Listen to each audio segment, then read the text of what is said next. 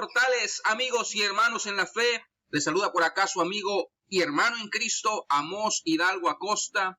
Y en esta hora quiero hacer una breve cápsula acerca de una información sumamente importante. Y yo te invito a que me acompañes en este tiempo para descubrir una de las razones importantes por las cuales se escribió, por ejemplo, el Nuevo Testamento en el idioma griego y no en el arameo, que era la lengua que hablaba Jesús. Hablemos entonces de las diásporas judías en el primer siglo. Así que sin más, vamos para allá. En el primer siglo, para el tiempo de la era cristiana, cuando se estaba desarrollando la iglesia, existían en el mundo dos diásporas judías, la diáspora oriental y la diáspora occidental. Importante, había dos diásporas, la oriental y la occidental en el primer siglo. La diáspora oriental tenía como su centro la ciudad de Babilonia, hoy actualmente Irak. Era una diáspora que se consideraba a sí misma hebrea o muy cercana a la vida palestinense. Mantenía toda su cultura y lengua aramea. Había judíos que no habían regresado del exilio y que se habían quedado en Babilonia. Había judíos de las tribus del norte como fruto del exilio asirio.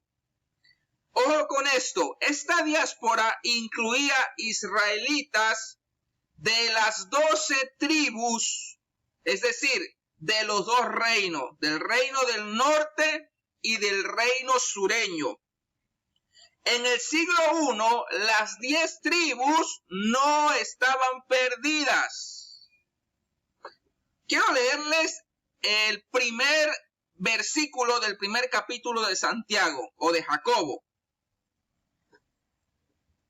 Santiago, siervo de Dios y del Señor Jesucristo, a las 12 tribus que están en la dispersión.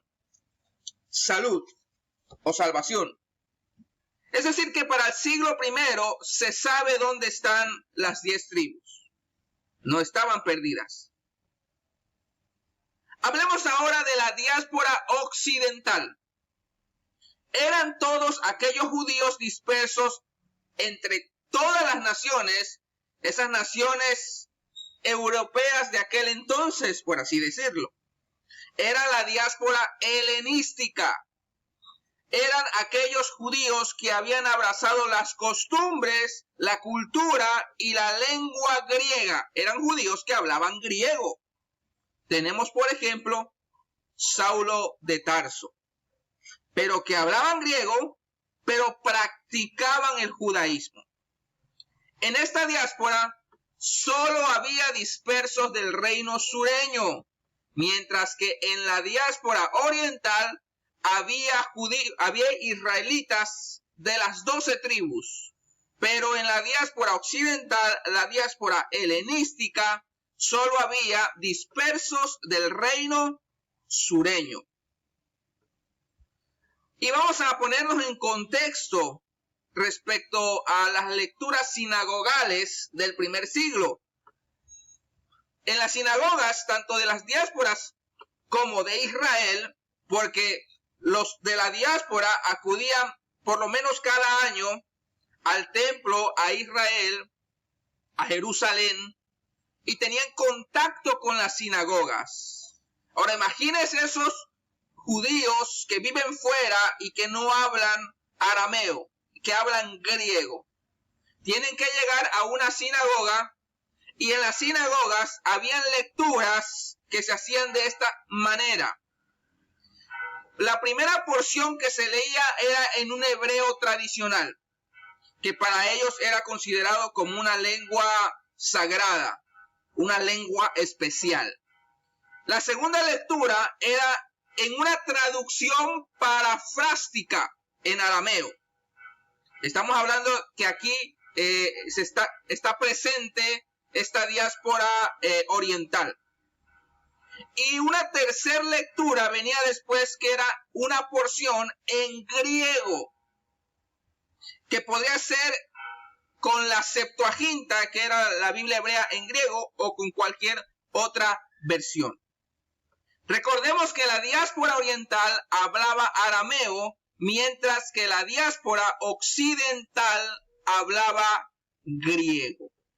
Tenemos un caso especial, por ejemplo, en Nehemías 8:8, cuando nos dice la Biblia que Esdras lee el libro de la ley al pueblo, pero así dice, y leían en el libro de la ley de Dios claramente y ponían el sentido de modo que entendiesen la lectura.